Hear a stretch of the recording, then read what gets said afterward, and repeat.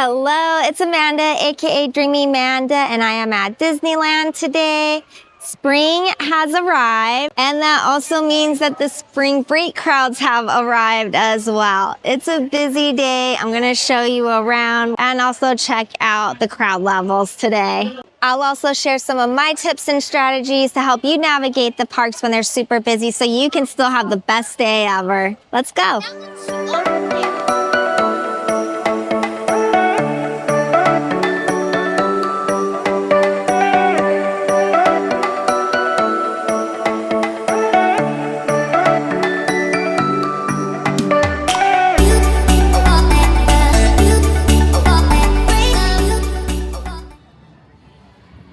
It's about 9:30 in the morning and I just got off the Toy Story bus and into the Esplanade. The lines at the California Adventure gates are fairly long. It looks like the middle gates are blocked off so they don't have as many open as they usually do. The lines on the Disneyland Park side are long as well, and the middle gates have construction walls around them too. I walked over to enter on the right side as the lines seemed a bit shorter than those on the left. If these lines are any indicator, I think it will definitely be a busy day inside the parks today.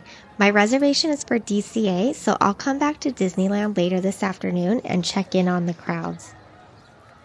Upon entering this afternoon, Main Street was busy but not as crowded as I expected. The pink trumpet trees are blooming and look so pretty. Let's go walk through the castle and into Fantasyland.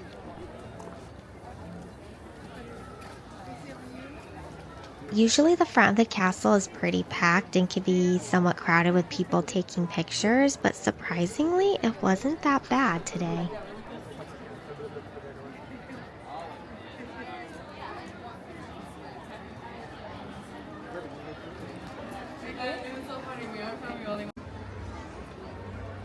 This is the line for Mr. Toad's Wild Ride, which is very long for this ride compared to normal. The app is saying it's a 35-minute wait. This area near Dumbo is often congested, but this is pretty thick with people right now. Well, now I see why. The line for the Mad Tea Party teacups is crazy long. I don't think I've ever seen it extended out this far. It's usually about a 10-minute or less wait, and this is at least 25 minutes. This is a crazy long line for this ride.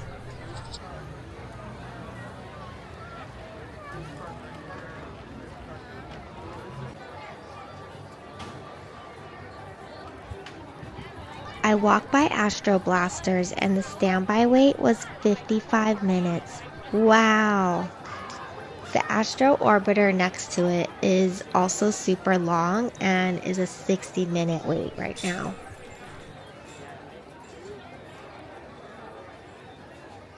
This is a very long line for Blasters. Personally, I would not wait in this, but it's understandable to wait if you're here just for the day and really want to ride.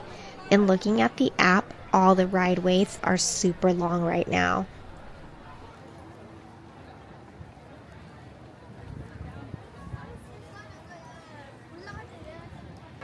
It was an interesting morning for sure. I was hoping to get here around rope drop time. I got up early and was hoping to get on the road kind of early. I live about 40 minutes away and, wanted to give extra time for traffic, of course, because it's a weekday.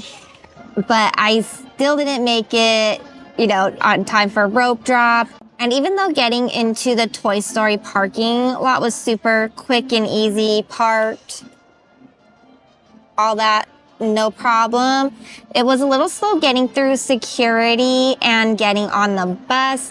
So by the time I got into the promenade after getting dropped off from the Toy Story shuttle bus, it was about 9:30.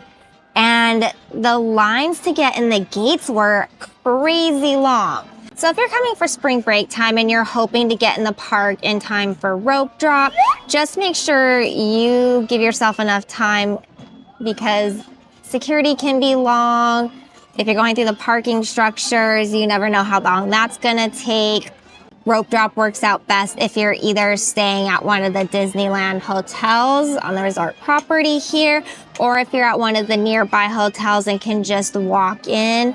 That's usually your best bet for doing rope drop. But hey, you're an early morning person and you can get here by like 7:30 or so, you will be in great shape.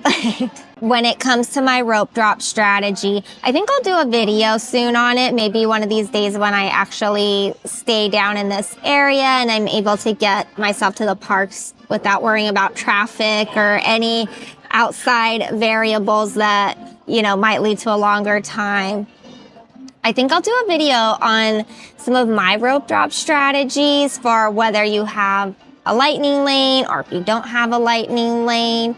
Spring break time, which is typically mid-March to mid-April, tends to be a very busy time here at the Disneyland Resort. I do recommend getting lightning lane multi-pass if you're able to, just because it'll ensure that you're getting on rides. There's several videos that you can watch for tips on how to best use lightning lane to your advantage. You definitely want to make sure that you're booking rides every 2 hours. I'm a huge fan of using lightning lane passes. I think they're so worth it, especially if you're just here for one day. If you're a Magic Key holder and you're able to come back, it's really not a big deal. You can kind of pick and choose a few of your favorite rides to get on. But if you're coming here for a day and you spent a lot of money, lightning lane multi-pass is worth it to add on that extra expense because it's going to ensure that you're able to get on all the rides that you want to get on.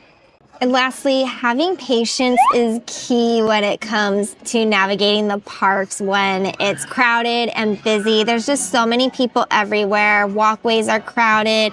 There's lines for bathrooms, for food.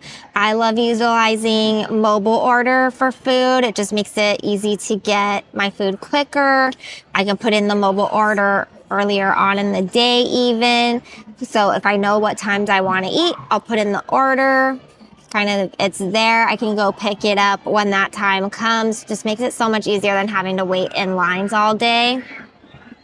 Like I said, just be patient. There's a lot of people, lines everywhere. It's kind of to be expected when it's crowded like this. I hope these tips have been helpful and that you'll have an amazing time at Disneyland, no matter how big the crowds are.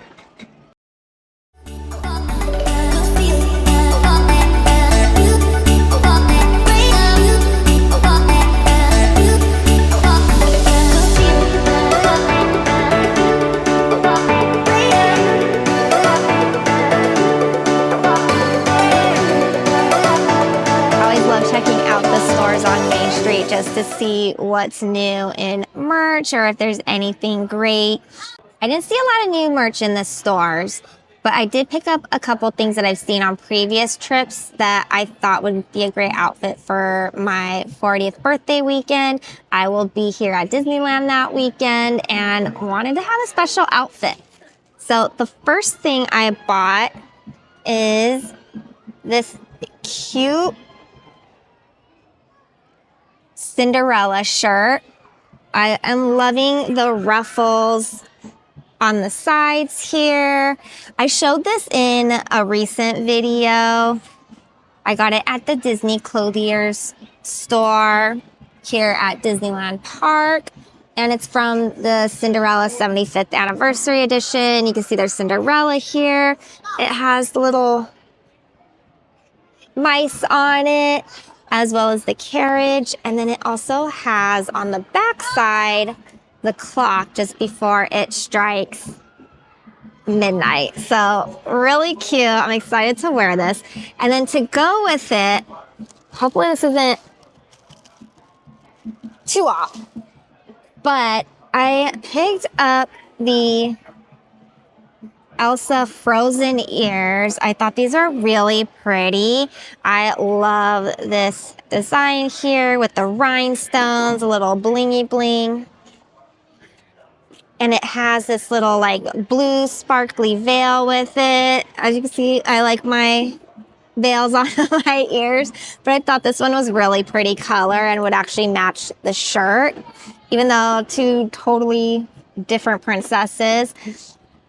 I think I might actually, though, take this off in the middle here and maybe put something else in here, or maybe just kind of switch it out. So if I do want to use these as Cinderella ears, they'll work for that. I wasn't a huge fan of the actual Cinderella ears, and I know they have still the new ones from the 75th collection that are very heavy, kind of more of like the glass slipper ears, but I'm not a huge fan of them, and I just don't think they're me. But I thought that these were just super gorgeous, would go well with the shirt, and can kind of pass as a couple different princesses. As always, thank you for joining me in today's video. I will catch you in the next vlog. Bye!